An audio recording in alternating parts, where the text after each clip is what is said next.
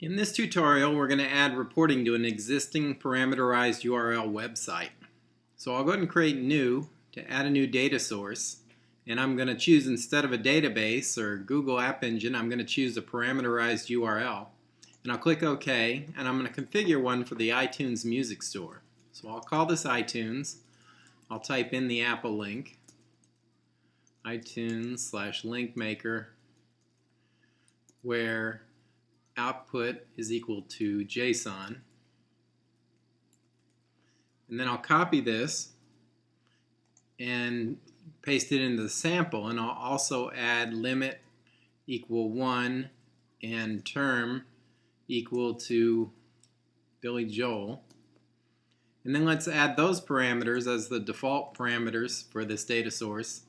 The term is a string defaulting to Billy Joel.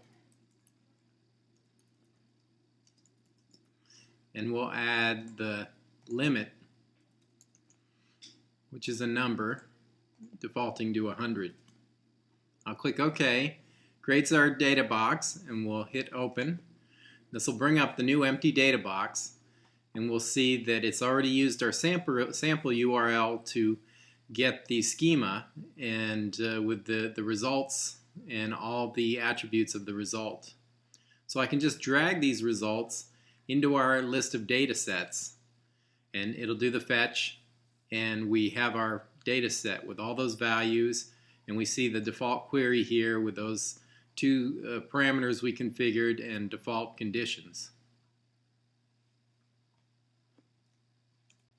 Now we'll go ahead and add a new file.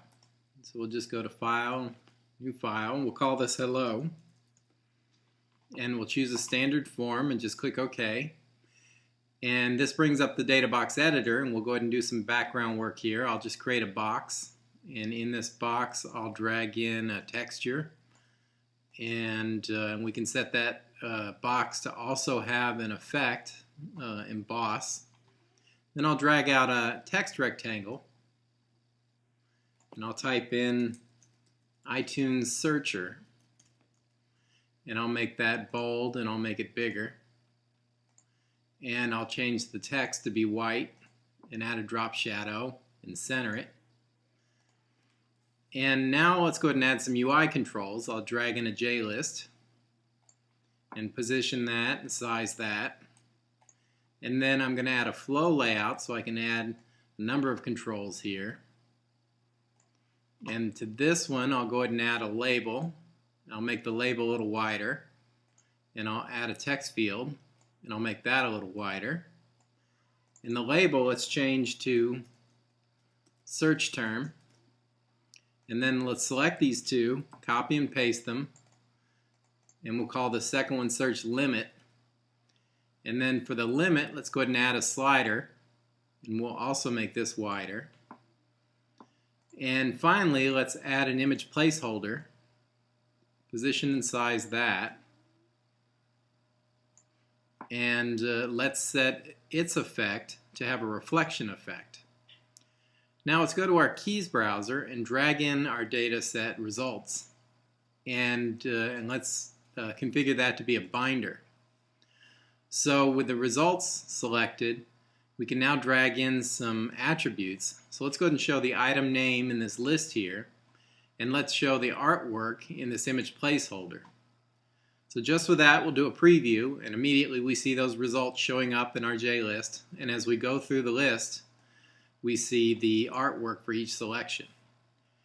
Now let's go back and again select the results binder, and let's do some binding to our query. So we can bind to the query term in this first field here, and then the limit in the second term. And then let's drag the limit again into the slider.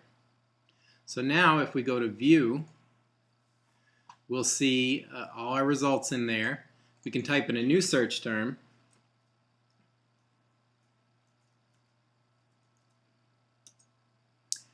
and we'll see those results. And then we can also play with our search limit. So if I make the search limit smaller, we'll see that our JList gets smaller and smaller, or we can set that all the way back. Now let's create a new report document. So again, we'll go to Files, and we'll say New File. We'll call this Report. Let's scroll down and choose Standard Report and click OK. So it brings up the editor again with an empty report. And let's go back to our Hello and steal that title. So I'll select it, copy it, go back to Report and paste that in and position that. And then let's go to Keys and drag our results in again. And this time let's display them as a table. And we'll position and size that table. And then let's have it show the item name in one column and maybe the track number in another column here.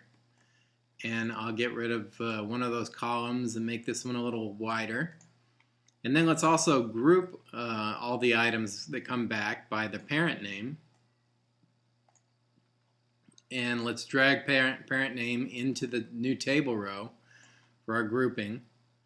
And again, we'll get rid of a couple columns and make this one a little wider. And we'll make our top level grouping a little taller, make the font a little bigger. We'll add a background and a stroke around that. And so if we save this and do a view on that, we'll see we now have a report of all of our items.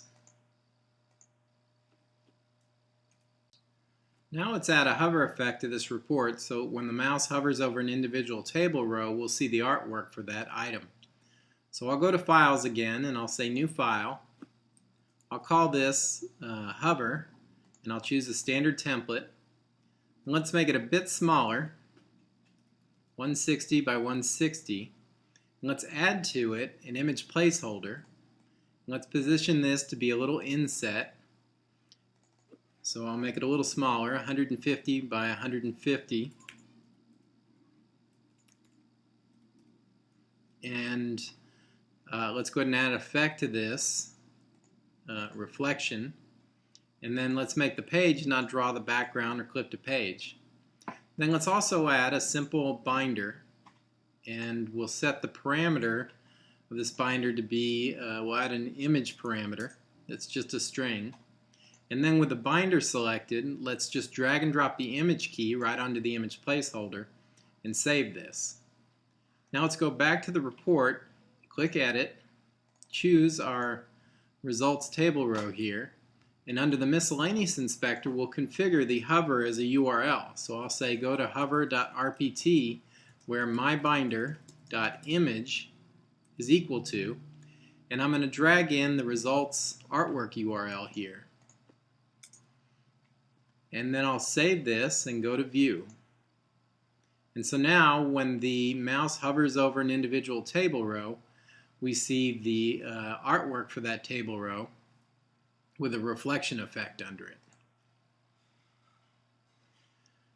So now let's go ahead and add a button to our main form page, and I'll start by selecting the page here, and I'll do a copy, and then I'll go to our Hello form and I'll paste,